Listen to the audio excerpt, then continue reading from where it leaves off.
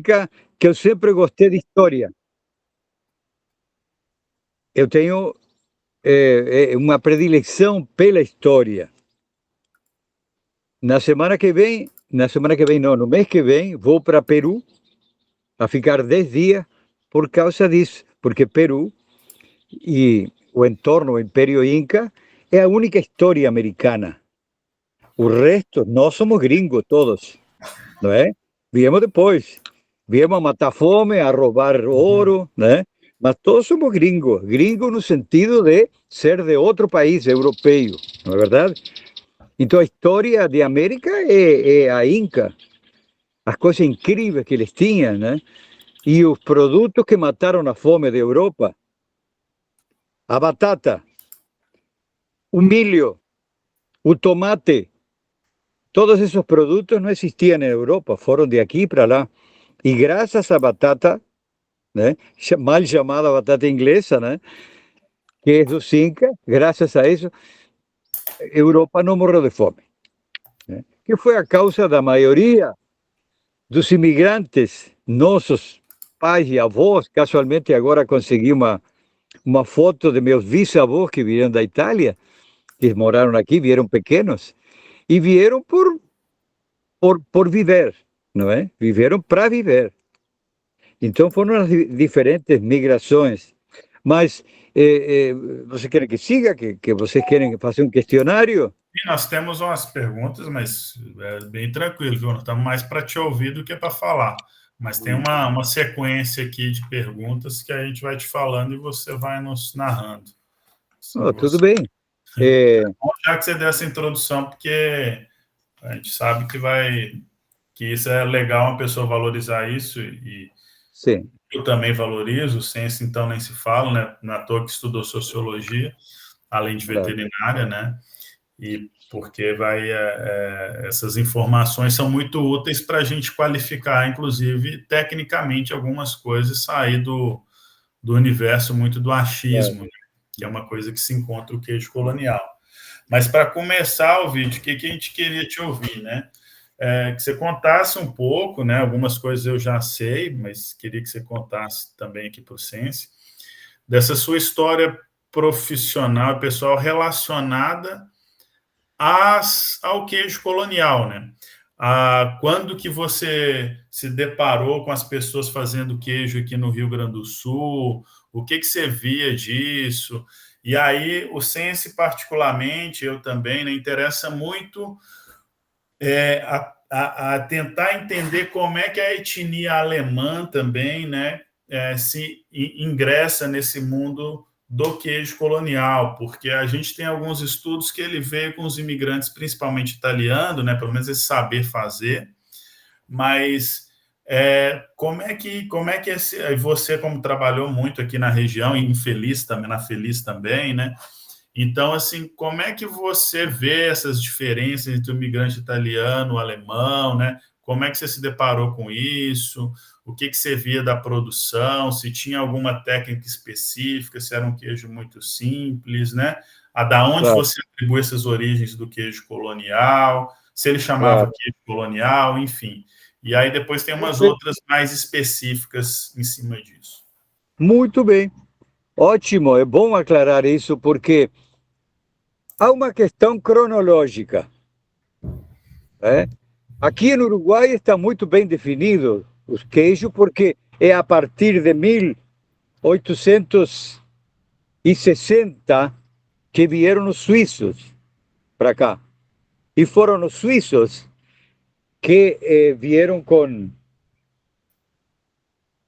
a técnica e o costume do queijo. Então, eles aqui desenvolveram a indústria queijeira por excelência e o chocolate. Então, a partir daí, foi que o governo se interessou em explorar esse conhecimento dos suíços e começou a importar vacas e a criar digamos, a fazer uma estrutura de interesse governamental, interesse do país, para desenvolver o gado leiteiro. Tanto que aqui se fizeram coisas, vocês devem de estranhar que estou falando do Uruguai para depois falar de Rio Grande, mas está muito ligado. Uruguai e Rio Grande do Sul está muito ligado. Por quê? Porque aqui se desenvolveu animais de alta produtividade. Né? Da Jassa Holstein, a Holanda, por exemplo, se fizeram as primeiras inseminações e a primeira inseminação por embriões foi feita aqui no Uruguai, pelo Instituto Cervino. Depois foram levados e feitos em São Paulo. Veja bem, foi feito em São Paulo. Então, esse gado melhorado e também melhorado por onde tem que entrar a melhoria, que é a comida, se importaram principalmente leguminosas e gramíneas que descem alto o poder de proteico, né, e energético para poder, digamos, equacionar o inverno com o verão. Porque no verão é fácil produzir leite, né? Principalmente, agora me lembro, aí que você está na Serra, e já passo para Rio Grande do Sul. O que acontecia em Rio Grande do Sul? Quando eu cheguei, lembre que nos anos 70 se hidratava leite para atender o mercado de consumo de leite. Se comprava leite em pó e se agregava. Por quê? Porque o leite não dava, não tinha leite suficiente. Então, era necessário reidratar para atender o mercado de leite. E o que acontecia no verão? Como tinha pouco alimento e os animais eram mais de corte que de raças de leite, na primavera paria a maioria, né? Pariam o gado e tinha leite sobrando, não é? Tinha leite sobrando. O que se fazia com esse leite? Para guardá-lo, se fazia queijos, não é? Eu me lembro em 82, eu já estava na Piá, eu cheguei em 78, e aí eu visitava pequenos produtores da Feliz, porque eu queria fazer o queijo Gouda e o queijo Edam. E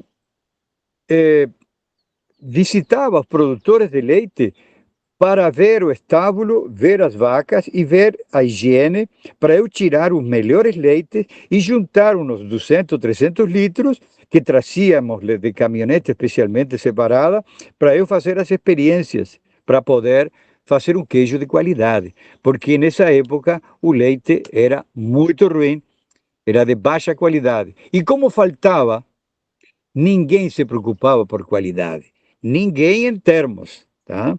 Ninguém em termos. Porque depois, sim, quem se preocupou por qualidade começou a pagar por qualidade. Antes se pagava por litro de leite, né? Primeiro por litro, literalmente. Antes de por quilo, se pagava por litro, com uma régua no tanque. No tacho, no tarro, podia ser qualquer um. Sim. Só um detalhe, você comentou que você foi ali feliz para fazer o queijo Gouda e um outro queijo, né? Você comentou isso agora. Por que a escolha desses queijos? Eu fui contratado da Conaprole Uruguai no ano 78, e aí começo um pouquinho antes. Rio Grande do Sul, os principais laticínios, a La Cesa, o Maier, a CCGL, a Santa Clara, a Hamburguesa, a Ibotiense, nessas épocas de 70, importavam, e o governo ajudou de Rio Grande, importavam vacas de Uruguai, faziam a quarentena e entregavam, financiavam para os produtores, para, como falei antes, para elevar o volume de leite que faltava em Rio Grande. Se vocês verificam, e isso vocês estatisticamente podem ver, quanto tinha, nos anos 70, quanto tinha, não se chegava a 1 milhão de litros em todo o Rio Grande. Então faltava leite para consumo. Bom, então eu fui na realidade, porque contactavam, o pessoal ia com Conaprole, depois, além das vacas, compravam leite em pó, que faltava, e compravam queijos, né? E comprava o famoso doce de leite, Então eu fui para lá para fazer o doce de leite, que era a minha especialidade, né? Então fiz o doce de leite da La César, Laticínio Feliz, aí em Feliz, e depois fiz na Piá. Mas estando na La César, em Feliz, no ano 79, eles queriam justamente diversificar os queijos, porque já a La César, assim como a Santa Clara, se perfilava sendo mais especialidade queijos, né? Para quê? Para poder utilizar o leite que sobrava no verão e faltava no inverno. No inverno tinha que reidratar pó, e no verão sobrava leite e tinha que se fazer alguma coisa. Essa alguma coisa, nesse momento, lembre que não existia longa vida, né? E não existiam fábricas de leite em pó, foi a Corlac, estimulada pelo governo, que fez a fábrica de leite em pó para utilizar o leite que sobrava no verão. E na colônia, principalmente nos campos de cima da serra, São Francisco, Jaquirana, Vacaria, Bom Jesus, Lagoa Vermelha, aí sobrava, tinha muito gado, mas gado de corte, que dava pouquinho leite, mas como na primavera tinha muito leite, os fazendeiros, os empregados da fazenda, faziam leite para eles. E é aí que saía o queijo serrano, não é? Aí está o queijo serrano. Era do leite que sobrava nas fazendas, na fazenda. Oh, aí passou um amigo meu na frente de casa aí. E estou no campo, né? Estou no meio do campo aqui, né? Não sei se vocês sabem, né? Estou no Uruguai. Então, esse leite, inclusive, era dado para funcionários como renda. Eles faziam e vendiam esse queijo. Agora, a realidade da colônia, e aí vem o termo queijo colonial. Por que queijo colonial?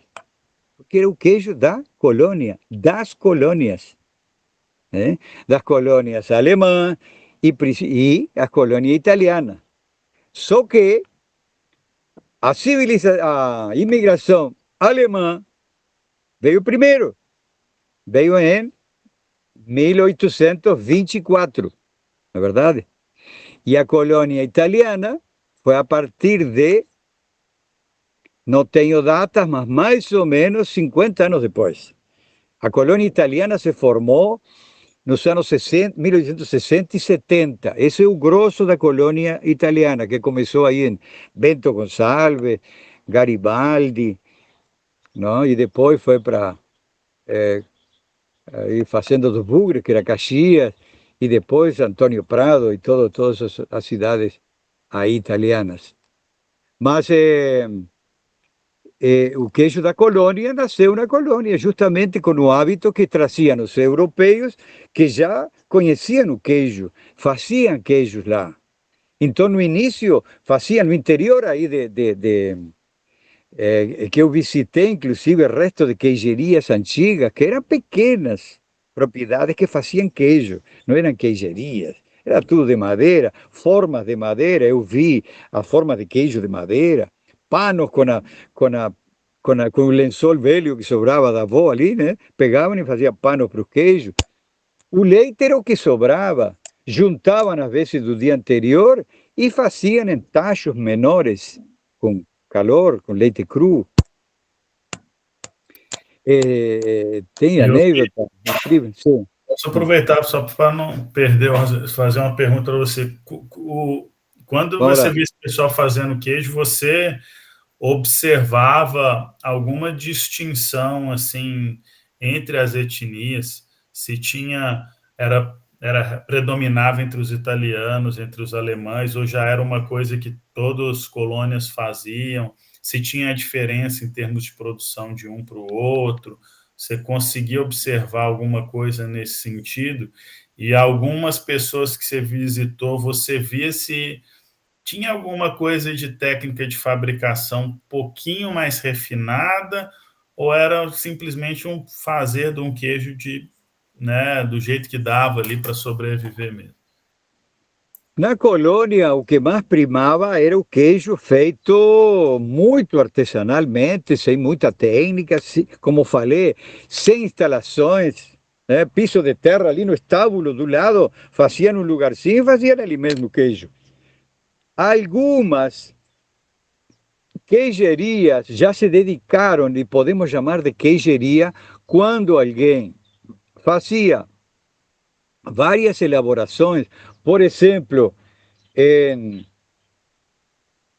Nova Petrópolis, vamos dizer assim, estavam, por exemplo, uma família, não queria nombrar porque vou me esquecer de muito, mas a família Seffel, por exemplo, porque eu tinha até equipamento, tinha uma natadeira na Piá que veio dessa família, porque tinha um diretivo, Hélio Seffel, que a família dele fazia queijo ali em Linha Brasil, faziam queijo ali também em Pinhal Alto. Ali tem registro, tem família. Se você vai na Pinhal Alto, o pessoal mais antigo vai falar para vocês quem era que fazia queijo. Então, porque vinha, os queijos que se faziam na colônia se levavam junto com o produto muito característico dessa região, que era a banha. Tinha muito porco. Então se matava a banha e se levavam vivos as tiaras de porcos. E por isso em Nova Petrópolis tem um lugar chamado Logradouro, porque era ali que dormiam os porcos e no outro dia se embarcavam e se embarcava queijo e banha nas balsas, né, nas barcaças que navegavam pelo Rio Caí até Porto Alegre. E aí se vendia em Porto Alegre os queijos, no mercado público e em outros lugares, se vendia o queijo da colônia, se dizia, que eram os queijos que iam da colônia, de todo o interior dessa colônia alemã. Deixa eu Depois, só fazer essa embarcação, na época que isso era da sua época, tinha ainda essa não, embarcação? Não, não era. Quando eu cheguei, não tinha mais essa embarcação. Se teria, teria pequenas aí em Triunfo. Em 79, não, isso era anterior, 30, 40 anos antes, que me contavam justamente esse pessoal, que era de família, de queijeiros, onde tinha queijeria, me contavam, meu pai, meu avô vendia queijo e iam por barca. É aí que sei a história, né? Por conversar com eles. Eu tinha muito contato, tinha que ter com os produtores, porque eu tinha que classificar leite se eu queria fazer um queijo de qualidade. Porque, como falei para vocês, é difícil ter qualidade quando tu não tem quantidade. Tu prima para ter leite, não para qualquer leite, não leite de qualidade.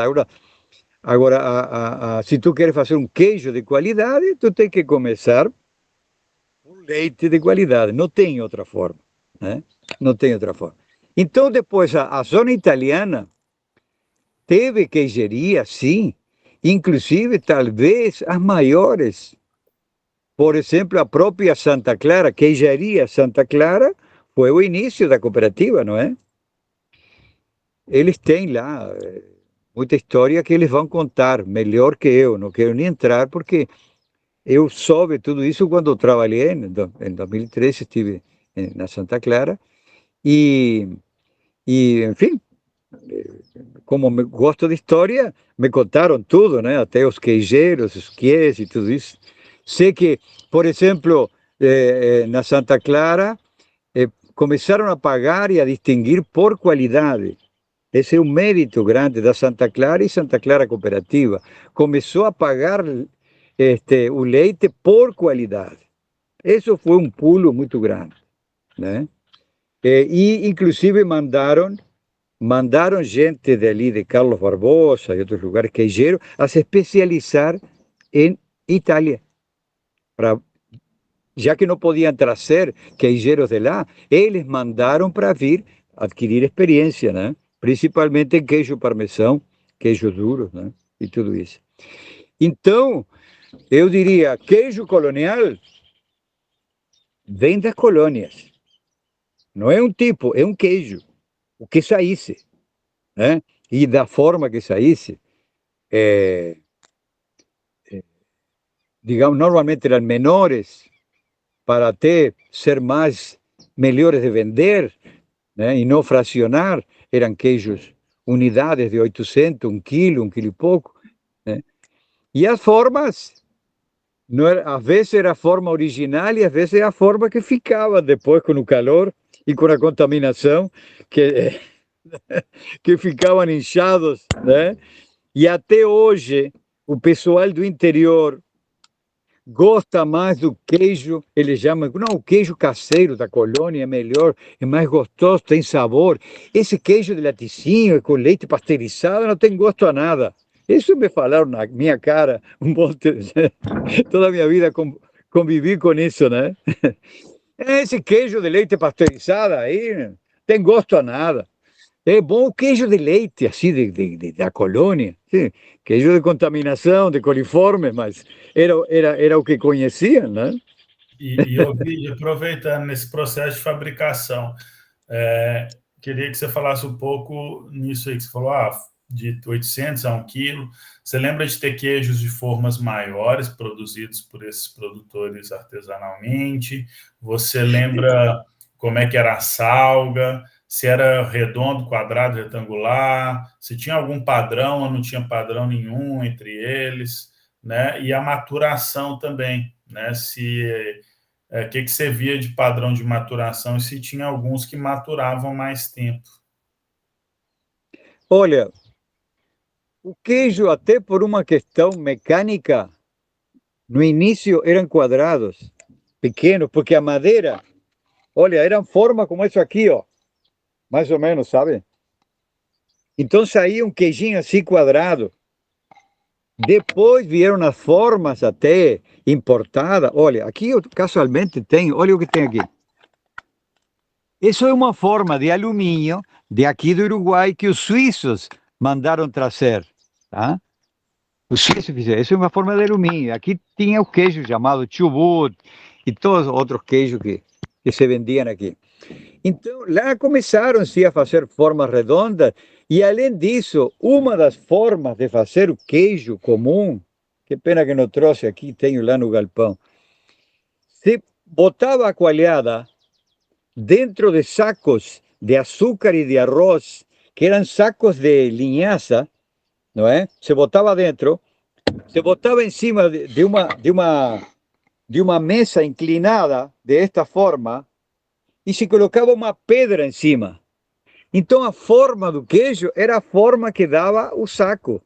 Ficavam redondos, meio com forma de coração, né? Porque era um saco achatado, com uma pedra em cima. Esse era o queijo inicial. Quando se foi aperfeiçoando... Esse queijo dos sacos ali, o senhor se refere aqui na região da Serra Gaúcha mesmo? Sim, claro. Não, na Serra Gaúcha, sim, faziam. Aqui no Uruguai também, mas na Serra faziam com saco apertado com pedra. Por isso eu digo, tem que ter diferenciação. Uma é um queijo caseiro, onde não chega a ser uma queijaria. Na maioria das casas do interior, principalmente dos alemães que viram antes, faziam queijo. Na medida em que tinham mais vacas, mais leite, e como renda, e algumas mulheres ou alguns homens com mais tendência, com mais conhecimento, faziam um pouquinho mais já para vender. E mais porque na primavera todo mundo tinha leite. E tu tinhas que fazer alguma coisa. Na zona alemã, normalmente davam o excesso de leite para os porcos, que tinha grande produção de porco. E davam o soro também do queijo para os porcos. Era uma forma também de criar mais. Então esse queijo que sobrava no verão e faltava no inverno deixavam de fazer queijo, porque não tinha leite. Então eram queijerias, digamos, como diriam, temporárias, como chamemos, né? Sazonais. Então elas não tinham muita estrutura, não tinham utensílios, muito. Cortavam em uma panela grande, a maior que tivessem de panela, cortavam com uma faca o queijo assim. Depois vieram os tachos mais grandes, de cobre e tudo isso, né? E foram se aperfeiçoando as queijerias e foram se dedicando mais a fazer queijo. Ali em Linha Nova, onde tem a cervejaria, a primeira cervejaria de Rio Grande, a pioneira, nos fundos, não me lembro a família, tinha uma queijaria. Não me lembro. Já faziam queijo todo ano para vender. Não eram grandes, eram pequenas, porque juntavam 300 litros de 2 dias ou de 3 dias de ordenha. Nós temos que ter no contexto do que era a produção de Rio Grande. As vacas davam 4 ou 5 litros de leite. Vamos começar por isso. Então, depois que vieram as vacas, se levou muita vaca do Uruguai, se foram melhorando até hoje. Alguns tambeiros utilizavam, até tempo atrás, digamos, a fama de dizer, não, essa vaca é boa, é neta de Uruguaia, diziam, né? Porque quando levaram vacas se surpreenderam no que dava uma vaca, né? Dar mais de 15 litros de leite aqui uma vaca era uma coisa que não se concebia, né? Claro que faltava alimento, aí tiveram que plantar gramíneas e leguminosas, fazer pastagem artificial e principalmente começaram a fazer silagem, que a Secretaria e a Emater tiveram um rol muito importante nisso, quando começaram a ensinar a fazer silagem de milho principalmente e de sorgo.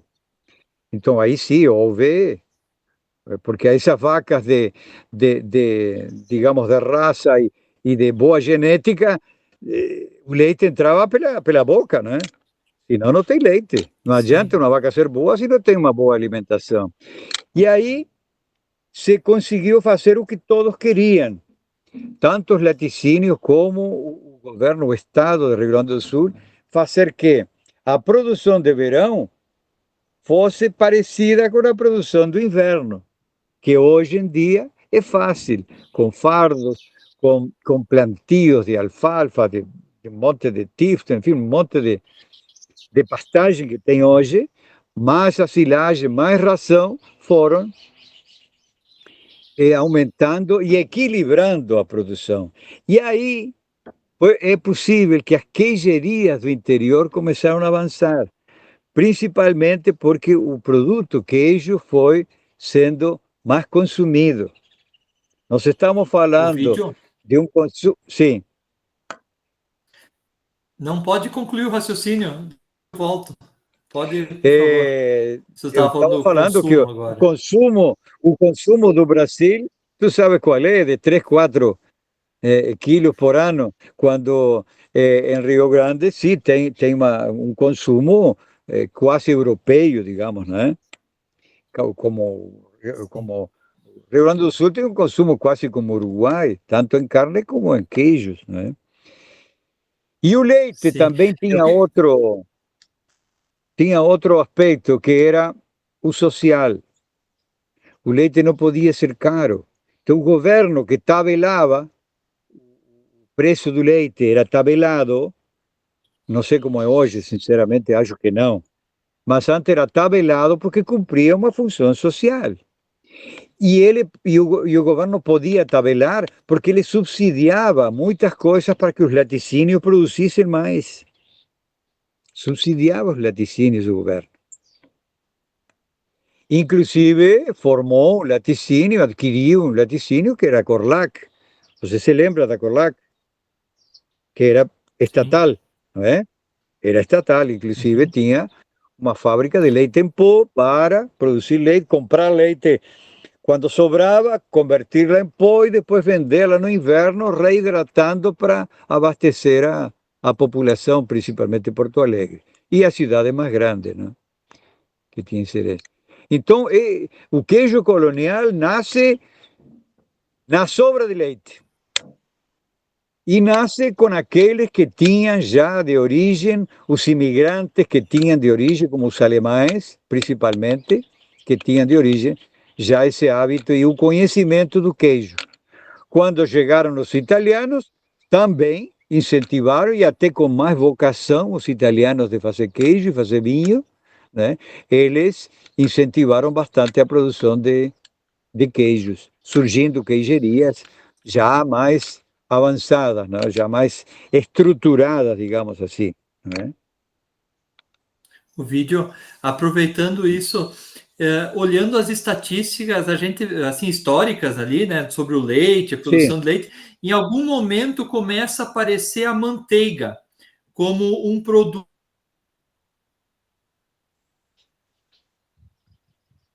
Cortou a ligação.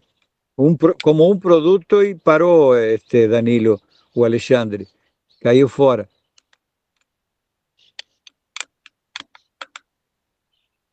Não estou te ouvindo também a ti. A ver aqui. Sim, ele Agora, travou Danilo. ali. Agora te ouço. Tá, é que eu estava no mudo. Não, vamos, enquanto ele não volta ao vídeo, vou aproveitar e te Sim. fazer uma pergunta aqui.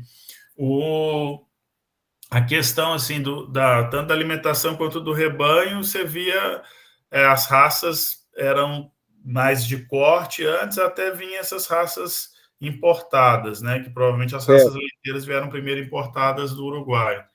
Sim. E a alimentação, assim, até determinado momento, eu não sei se quando você veio já se utilizava esse melhoramento de pastagem para inverno, né? De azevém, aveia, alguma coisa assim, né? Ou se não tinha. Já se estava fazendo, igual que a silagem. Começavam silagem e pastagem de azevém e aveia, e cornichão, né? Raigrás, arraigrar se hace bem. E já se utilizava. Mas me lembro que as primeiras vacas que vieram de Uruguai, todo mundo dizia que não serviam. Alguns produtores não serviam porque não tinham comida para dar. Eles cortavam folhas, estou falando em alguns casos, não vou generalizar, tá? Mas tinha produtores que não sabiam lidar com essas vacas, não tinham comida, entregavam para eles. E depois no inverno cortavam folhas de palmeira para dar a eles. E as vacas morriam de fome, que vão dar leite, se não tinham alimento, né? Isso o pessoal dos laticínios podem, o próprio Kruger, se vocês perguntam a ele vai dizer como era o problema da alimentação nessa época, né? Que teve que ir junto, teve que crescer junto com digamos, a qualidade dos animais, junto com a qualidade da alimentação. Teve que ir Claro. paralela. Sim, se quiser Teve que ir paralela. retomar aí, que eu estava... Manteiga, tu falavas. Manteiga se Isso, trazia... desculpe só, porque eu só queria lhe comentar que eu revisei algumas estatísticas e lá pelas tantas começa a aparecer a manteiga como um produto que não aparecia anteriormente. Eu queria lhe perguntar se o senhor tem memória desse aparecimento da manteiga e se isso teve alguma relação com a produção do queijo, a utilização do leite para manteiga e não para queijo, por exemplo. Não, porque não tinha na colônia, quando se começou a desnatar, primeiro, qual era o produto principal que os alemães tinham que ter? Cashmere e nata. Então eles deixavam nos tarros de leite ou em vacias, deixavam para que fosse mais larga a superfície, depois vinham e tiravam o creme, né? Tiravam com uma colher, com uma espumadeira, tiravam para um recipiente e aí eles usavam, botavam um pouquinho de sal ou condimento e botavam no pão, né? E outro era coalhar o leite, né? Coalhar o leite com vinagre ou com calor e pendurar em um saco de linhas assim, e ficava pingando os gatos tomando soro lá embaixo. E isso era o cashmere, que eles depois... Cashmere significa queijo de untar, né? Schmier, em alemão, é untar, passar assim no pão, é schmier. Por isso é schmier de fruta e cashmere de queijo. O termo schmier, em alemão, significa isso, untar, que se denomina mais se utiliza mais para fruta, schmier de fruta. Então, aí, esse era o primeiro que se fazia. Não tinha manteiga. Alguns faziam manteiga, porque sabiam fazer. Tinha uma garrafa que se agitava assim, né? Se batia. E outros traziam da Europa uma mantequeira que era um de vidro assim, ou de alumínio, e tinha um agitador com uma, como se diz? Como um eixo com uma manivela aqui, né? Se fazia assim, se batia e se fazia manteiga caseira.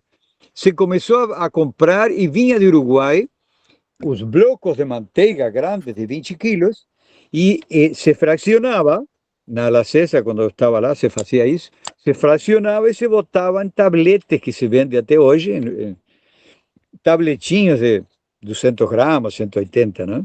Essa manteiga. Depois se começou a fazer manteiga. Se acumulava como forma de tornar o queijo, porque todos os laticínios fazíamos queijo para vender no inverno. Mas o queijo, a gordura era muito mais cara que o queijo. Então se desnatava e se faziam os queijos com pouca gordura. E essa gordura ou se vendia como creme, e se vendia muito bem o creme no mercado, a nata, que se denominava nata, e se fazia manteiga o resto. E às vezes a manteiga, que tem que ser conservada a menos 20 graus, muito grau abaixo de zero, ficava rançosa e se vendia para o Nordeste. E no Nordeste se acostumaram a vender, a consumir leite, creme, manteiga rançosa. Quando nós mandamos manteiga boa, fresquinha, eles não queriam, porque diziam, não, não, essa manteiga não está maturada. Eu quero a outra que vocês mandavam. Tu tinha que deixá-la ficar rançosa para mandar para lá. Incrível, né? Mas, enfim, depois se produzia, sim, se produzia no Rio Grande manteiga e, bom, como falei, o cashmere era um dos produtos, era o primeiro queijo que se fazia dos alemães, era o cashmere. Né? E você Era um acha, queijo oriental. então, e você acha assim que essa questão do queijo, né, de coagulação enzimática ali e tal, que seria a ideia do queijo colonial, os alemães provavelmente começaram a fazer por conta dos italianos esse queijo, ou você acha que os italianos já faziam um queijo, os alemães já faziam queijo sem ser o cashmere, sem ser o queijo quark, né? Sem ser. Faziam, sim. Eles já faziam antes dos italianos? Não, faziam, sim, sim, sim. Não só faziam cashmere, senão faziam, como te digo, em formas de madeira. Eu conheci em propriedades guardadas, penduradas no paiol lá, formas de madeira de queijo, né? Quadradas. Eu conheci isso assim. E você assim, se atribui que esse conhecimento desse pessoal, desses alemães que faziam queijo assim, né, deve ter vindo de onde? Você acha que Eles trouxeram junto, era pessoal que vinha da Europa, não é? você acha que os alemães também tinham esse conhecimento, não era uma coisa Claro. que era só dos italianos, né? Porque a gente tem levantamentos que trouxeram essa informação para nós, né? Assim, estudos mesmo que os italianos sabiam fazer esse queijo enzimático, né? Não. Me desculpem, meus patrícios, tá? Que eu sou de origem italiana. Meu bisavô veio da Itália, né? Viveram de lá. Mas não se pode atribuir só aos italianos a produção de queijos. Não se pode atribuir. Que criaram boa queijeria e leva fama porque a maior queijeria e melhor queijeria de Rio Grande, me desculpe, mas é a Santa Clara, né?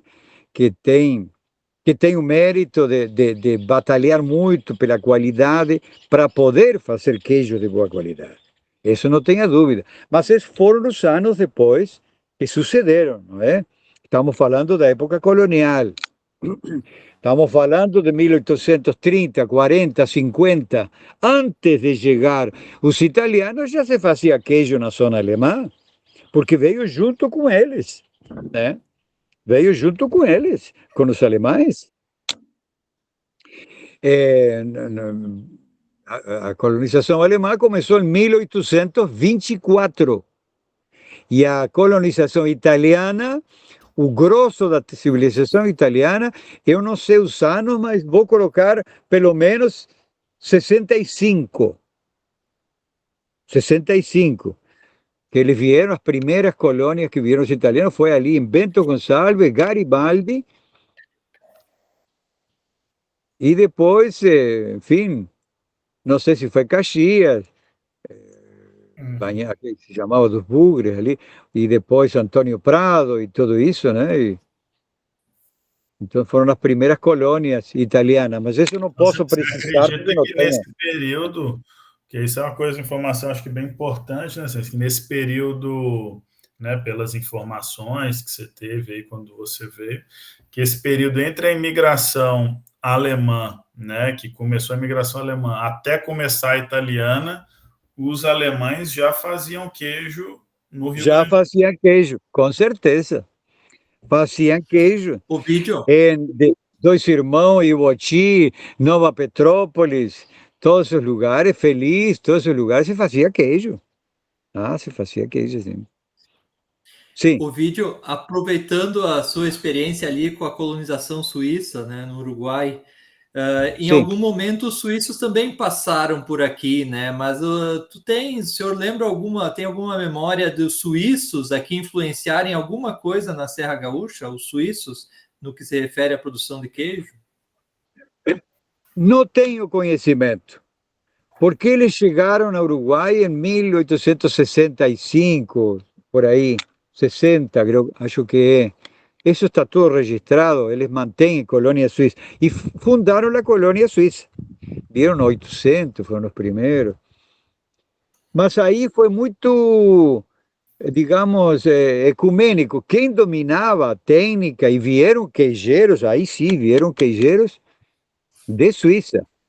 E trouxeram tachos de cobre.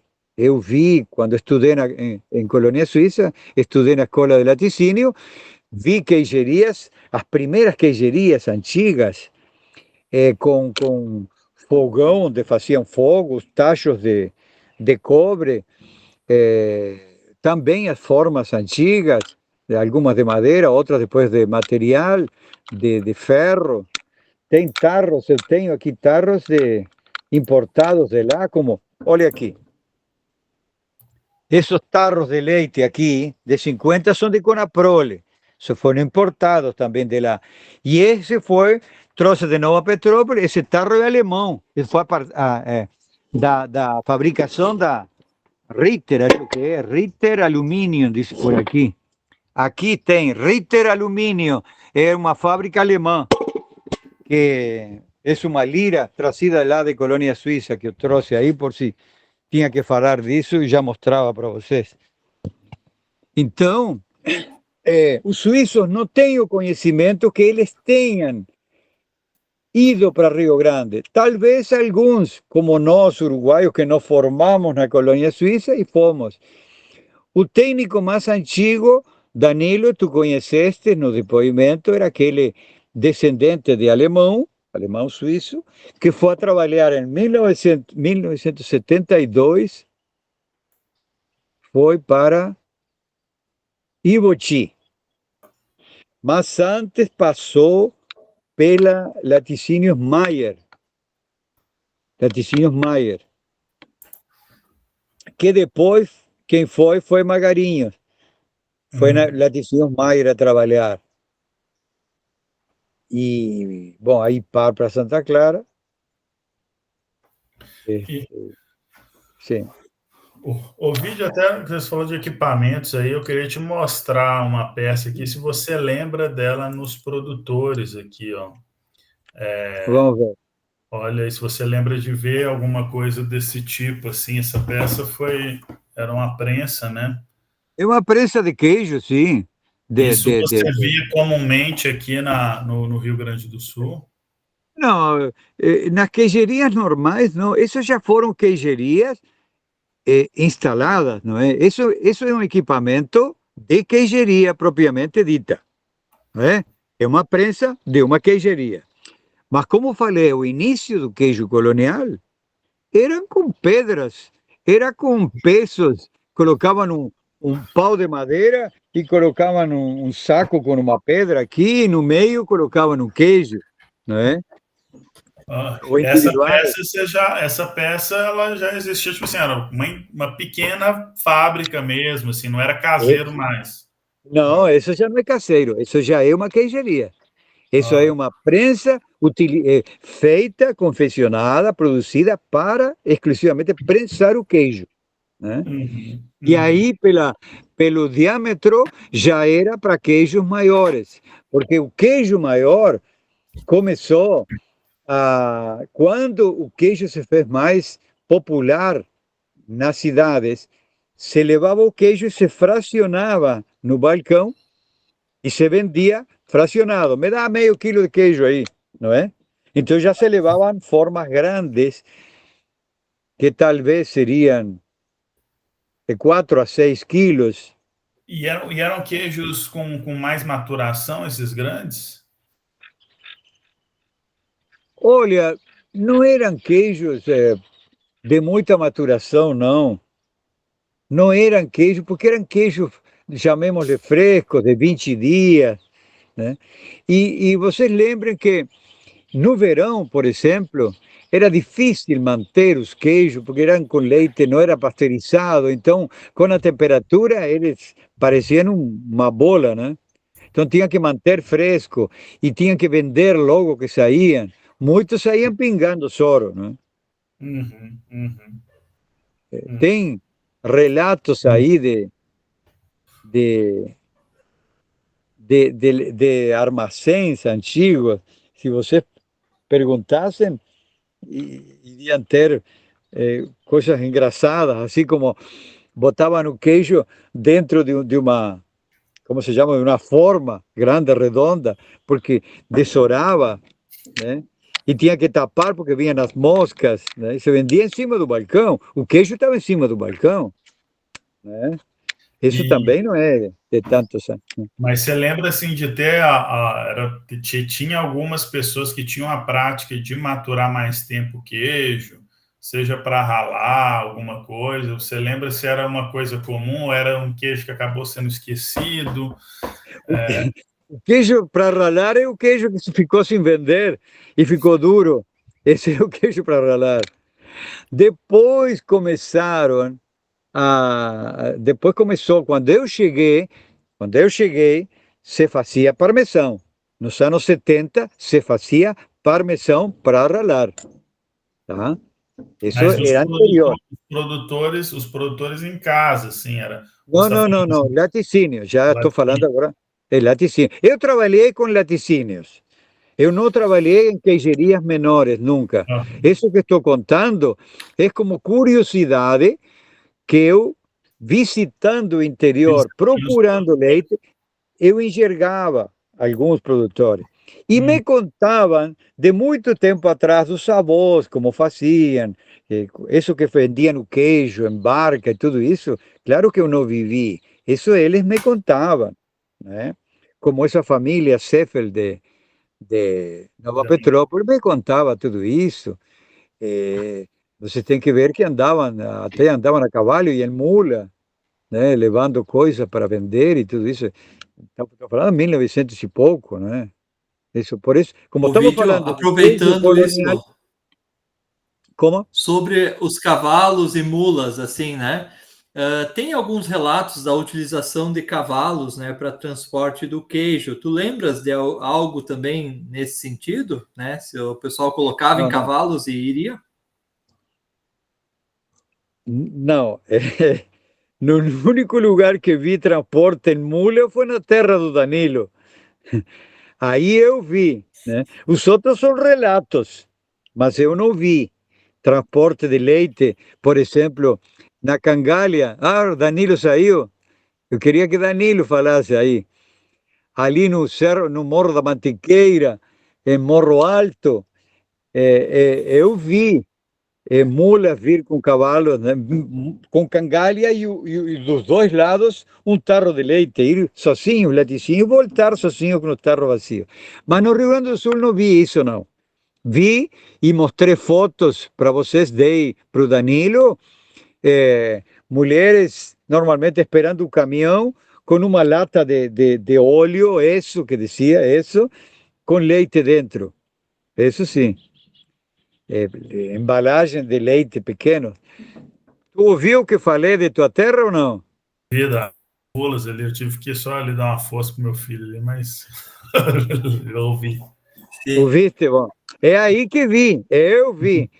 Ninguém me contou. Agora, no Rio Grande, não. Sei de relatos que levavam, sim, porque os primeiros transportes, imaginem, a Piá, por exemplo, os leiteiros da Piá andavam bastantes quilômetros recolhendo latinhas de leite de 20 litros, de 10 litros, botando em outro tarro e trazendo. Então, alguns vinham, traziam de carrinho de mão, até de cavalo, e alguns traziam até onde passava o leiteiro e deixava o tanque na virada. Aí faziam uma casinha, porque o sol não batesse em cima do leite, Sim. botavam folha de bananeira em cima. Isso sim, vi. Isso tinha comum, era comum em Eu queria toda a fazer mais uma colônia. pergunta sobre a questão ali que talvez o senhor tenha alguma lembrança ou informação, daí sobre uma outra colonização que esteve por ali dos poloneses, né? O senhor tem memória de alguma relação dos poloneses com o queijo aqui na Os, Serra Gaúcha? os, polone- os poloneses estavam no norte do estado. As colônias polonesas vieram do norte do estado e de Santa Catarina também. Mas não era comum na região alemã ter muito. Teria algum, mas não era comum identificar uma região dos poloneses, não. Não, ali na região não. No norte, sim, existiam comunidades polonesas, né, que até hoje, bem, E, comunidades polonesas, sim, tinha no norte. E estariam mais ou menos na mesma, vieram depois, mas estariam com os mesmos costumes. Os costumes europeus eram muito parecidos. e, e, Falavam um pouquinho diferente, mas eram os hábitos de vida eram parecidos. e nesse Todos. sentido, vídeo assim, de coisas parecidas, assim, do queijo colonial, você como é que você vê assim, essa questão de ter uma identidade do queijo colonial no momento que você vivenciou aqui, né, com esses produtores, com as pessoas? Ah, eu quero comprar um queijo colonial. Você falou, era queijo de contaminação e tal. Mas, assim, o que talvez seria essa memória do queijo colonial? É um queijo, né, fresco, ele tem um mínimo de maturação, ele tem uma cor que dá para falar em algum mínimo de padrão para esse queijo colonial, em termos de aspectos sensoriais. Danilo, era muito precário. Falar em identidade, né? Caramba. O queijo colonial, como o nome diz, era o queijo da colônia. Depois de um tempo, a partir de 1900, digamos, e pouco importava se era queijo da colônia alemã ou da colônia italiana, que era separada simplesmente até hoje, mas não depois. Hoje é cosmopolita, mas antes o Rio Caí, do lado oriental, era alemão, do lado ocidental, era italiano. As cidades estão bem marcadas, não é? Do lado de um rio, do outro lado do rio. E hoje em dia não existe essa separação, mas antes, até um alemão casar com um italiano e vice-versa, não era permitido, não é? Até quando eu cheguei, por exemplo, ainda tinha família que não concebia nisso, que a filha namorasse um gringo, não. Peraí, né? Tupifariz, decía, né? Tu tá louca? É, E, então, queijo colonial era queijo da colônia. independente se Tinha, estava redondo, quadrado, ácido, exatamente, independente, quadrado, redondo, cada um tinha. E existiam queijos melhores e existiam queijos piores. Claro está. Até te diria uma coisa. Os italianos tinham uma vantagem de clima, porque estamos falando de mais altura. E tem um clima mais apropriado até para conservar. E o fato de ter lugares mais frescos, porque eles guardavam o vinho, tinham adega de vinho, então os queijos eram guardados junto com a adega de vinho, podia-se dizer que eram melhores. E aí adquiriram mais fama, até por tradição, adquiriram mais fama os queijos italianos, não é? Agora, por exemplo, é um fenômeno que se deu em Rio Grande. Agora, aqui, por exemplo, no Uruguai, se tu falas de queijo italiano, vão te ficar olhando. Queijo italiano? Qual é o queijo italiano? O queijo aqui é sinônimo de suíço, com oleadura grande, que se chama tipo colonial. Isso sim, aqui é um queijo. O tipo colonial é um queijo com oleadura grande, que é um gruyère, não é? O queijo que se faz aqui é um gruyère menor. Agora, não tem fama, nenhum queijo italiano aqui tem fama, a não ser os queijos que se trazem, o queijo parmesão de origem, o parmegiano, né, que se traz de Europa, ou em Rio Grande se trouxeram com a licença, além de Santa Clara, que faz excelentes queijos duros, não? Isso depois começou, já há muitos anos, começou a fazer queijos parmesanos, de média cura, e queijos eles têm de 6 meses até 1 ano, não é? E os alemães não desenvolveram tanto as queijerias, não desenvolveram como os gringos, por exemplo, desenvolveram mais queijerias maiores, né? Que hoje estão disseminadas por todo o estado, não é? Hoje tem queijerias grandes e boas por todo o estado, de boa qualidade, de boa qualidade. E o vídeo, até nesse sentido do desenvolvimento ali, você observava assim, a questão da aplicação desses queijos em elaborações gastronômicas, né? Seja pela etnia alemã, italiana, enfim, você te recorda desses queijos fazerem parte dos pratos das pessoas para alguma coisa, né? Você tem essa memória? Bom, os queijos utilizados na culinária, sempre houve um relacionamento com o creme de leite, em primeiro lugar, para utilizar na reposteria, na confeitaria, né?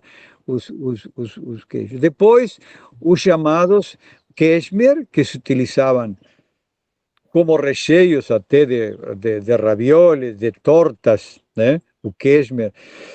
E que depois deu lugar, ou antes, ou não se precisar, a ricota, não é? A ricota foi o queijo utilizado mais culinariamente, né? A ricota, depois do queijo. Depois os queijos, parmesão, os queijos duros, os semiduros para ralar, que se utilizavam nas massas. E aí sim, os italianos tinham grande influência, porque eles preferiam, comiam massas com queijo, né, ralado e tudo isso. Então, eles que foram mais, digamos, pioneiros na produção de queijos duros, não é? De queijo com sabor, queijo maturados. Aí foram eles E que na têm mais colônia, você tradição. lembra do uso já, assim, por exemplo, que a gente conhece da polenta brustolada, com queijo. Você lembra disso ser feito assim nas casas antigamente também? Isso era comum, isso é igual que hoje. Quando cheguei, faziam igual que hoje fazem. E botavam queijo no meio da polenta brustolada, e por cima, e bom, isso era comum. Isso o que eu vi lá, por exemplo, mais que eu visitava Barbosa, Garibaldi, Vila Flores, esses lugares que eu visitava, é a mesma coisa que hoje faziam antes. Pelo menos quando eu cheguei, né? Eu apenas cheguei em 78, 79, né? Onde já, digamos que as costumes estavam já implantadas, né? Se sabia o que se comia na zona italiana e se sabia o que se comia na zona alemã, não é? Como hoje, mais ou menos, né? E aí, Sense, mais perguntas aí?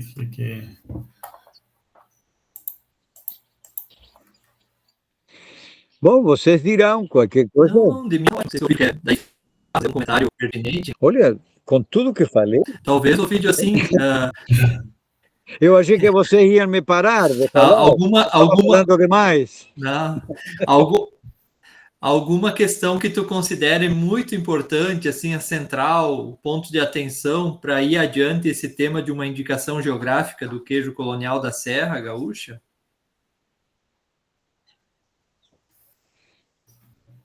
Eu não quero arrimar braça para os alemães, mas eu acho que os lugares onde se fazia queijo inicialmente eram nas regiões alemãs e depois também em cima da serra, aqueles lugares faziam quando sobrava leite, até com aquele gado franqueiro que eles tinham, com aquelas astas enormes, que eram pequenas, e produziam 4 ou 5 litros de leite, mas eram tantos que os funcionários, os peões do campo, olha, em 82 eu fiz um curso, me pediram um secretário de Cambará, me pediu para ir a ensinar a fazer queijo, ou dar dicas de fazer queijo. E eu fui, porque sempre gostava de conhecer. Imagina, né, 82, 26 anos, por aí. Então, fui a Cambará. Foi uma aventura para chegar em Cambará, caminho de terra. Tu é da região, Alexandre? Tu é daí, não? Eu sou mais do lado de Caxias, aqui, Veranópolis. Eu sou mais desse lado. Ir a Cambará era difícil, viu? Eu tinha que andar com carro, me arrependi de ter ido. Bom, ainda bem, fui com carro da firma, porque o secretário era amigo de um diretor da PIA. Eu estava na PIA em 80, era 80 e, perdão, fui preciso. Isso era 84. Muda pouco, mas tudo bem. Chego lá, se conhecem, tem a praça, e atrás da praça, como sempre tem a igreja, tinha uns casarões antigos que eram, não sei, de hospedagem, que eram tombados porque eram de madeira, todos de madeira. Então me lembro, no segundo andar tinha um salão grande, e ali tinha um quadro, e umas mesas, umas cadeiras, e disse, não, aqui vai chegar, daqui a pouco vai chegar a turma, porque nós convidamos ele para dentro de meia hora, uma coisa assim. Muito bem.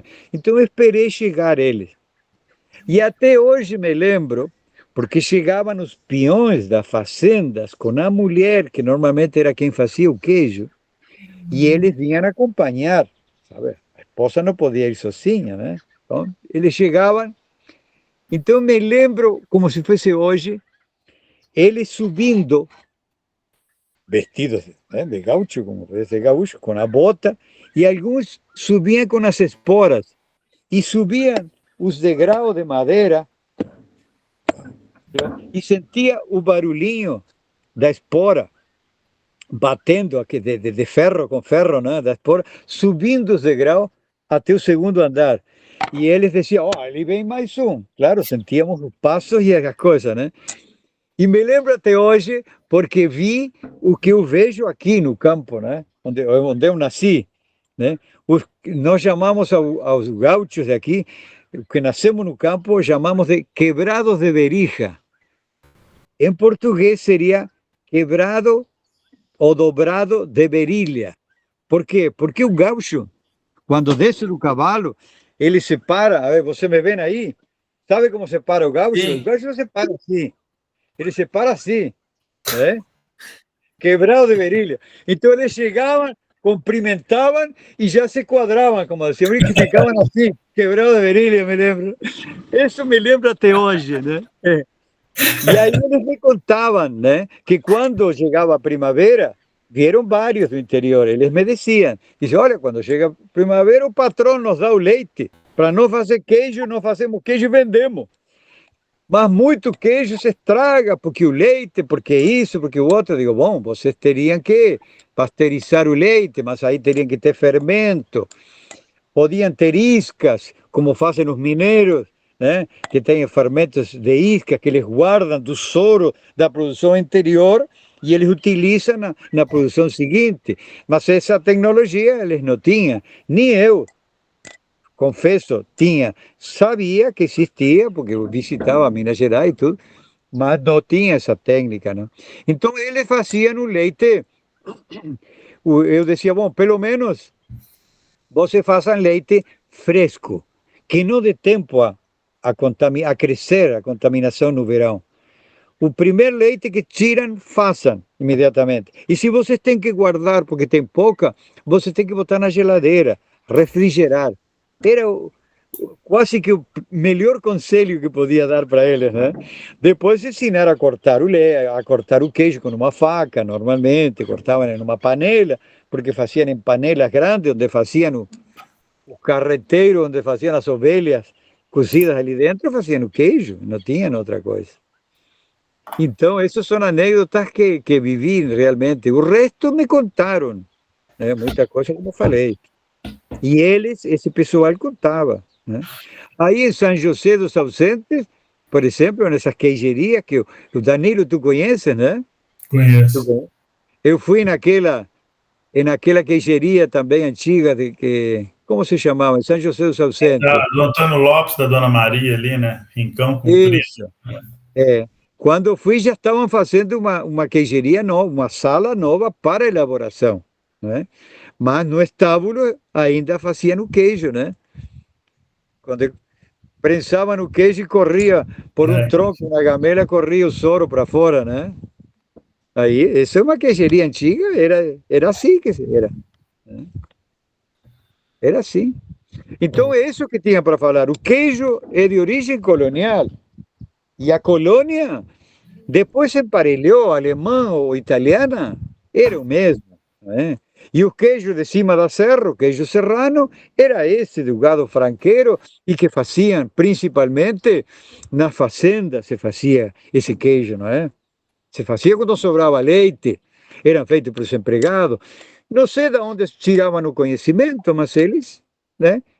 Pessoal que passava ali, os tropeiros e tudo isso, levavam tecnologia, né? De diferentes lugares. Uhum. Ovid, só até uma última coisa aqui para a gente encerrar. Você observava, assim, né? Claro, talvez isso na capital teria mais essa percepção, né? Não sei. Mas quando se falava queijo da colônia, né? Queijo colonial, esse tipo de coisa, eles associavam com uma determinada região, como o caso da Serra Gaúcha. Você via se tinha, porque claro, a gente tinha colônias no estado inteiro e tal, mas a percepção das pessoas que vinha de centros consumidores, né, não necessariamente a capital, que tinha alguma relação com as colônias na Serra ou não tinha nenhuma especificidade com relação a isso.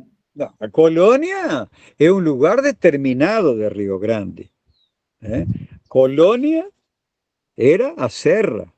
Colônia é esse diâmetro que começa lá digamos, em Veranópolis e vai até São Leopoldo. Então, aí barre tudo que está no meio. Isso é colônia. Isso é colônia. Nas missões é outra coisa. Nos campos de cima da serra é outra coisa. No norte, na zona da produção, é outra coisa. No sul, a zona portuguesa, que eu não conheço, e talvez teria, mas não conheço, não era famoso. Se tinha, não era famoso. Ali era rapadura e outras coisas. Mas na zona toda costeira de Rio Grande é a etnia portuguesa, não é? Rio Grande, Pelotas, aqui a zona do melado e da rapadura, Santo Antônio da Patrulha, né? Tudo isso era, né, a região, aí sim, região portuguesa, não era colônia. Colônia é isso que falei para vocês, é onde estavam os imigrantes, os que falavam diferente, eram os alemães e eram os gringos, né? Isso era a colônia. Aí se identificava. E eles não sabiam exatamente, alguns deles identificavam não sabia de onde vinha, mas eu quero aquele queijo, diriam. Aquele amarelinho, aquele que vem com uma marca em cima, esse é o que eu quero. Ou aquele quadradinho, esse que eu quero, no mercado público principalmente, e nos diferentes armazéns de secos e molhados que tinha Porto Alegre, né? Caxias também, afinal de contas, Caxias era uma cidade grande, era a segunda cidade, bom, era Pelota, a cidade maior, né? Do interior, né? Depois de Porto Alegre era Pelota, né? E Rio Grande. Depois Caxias aumentou e aí um grande centro de consumo, Caxias, né? Não, ótimo, já é bom porque é uma percepção importante da gente registrar. Colônia são os que falam diferente, são os que falam com sotaque, o alemão, o italiano, isso é colônia. O resto não é colônia, em Rio Grande. Não é. Ciência, acho que é isso. Né? Sim. Da nossa parte, o vídeo, muito obrigado pelo tempo, né, pela atenção e por todos esses comentários. Muito rico, né? Muito importante essas informações. Muito mesmo. Então tá. Fico contente que tenha contribuído. Não estou preparado, estou no campo. Se estivesse lá em Nova Petrópolis, talvez daria alguns nomes e algumas datas. Aqui é só de cabeça mesmo. É só de memória. A gente monta uma... Está falhando muito, e que está falhando bastante, viu? Não, mas de repente a gente monta uma segunda rodada aqui na região, para você lembrar aí também. Pegamos você, botamos num carro e vamos rodar aí, quem sabe. Não vão me pegar fácil, não, hein? Não vão me pegar fácil. Já abandonei isso e tu sabes que abandonei, por isso este ano falei para... Vi Alexandre no escuro, pensei que podia ser aquele que me falou que tem a queijeria, como é? Aquele que é presidente da GL. Sim, do feijão da Chácara dos Padres lá. Chácara dos Padres. Gostei disso, hein? Tem muita história isso aí. Aí eu poderia ter ido, hein? Porque tem história.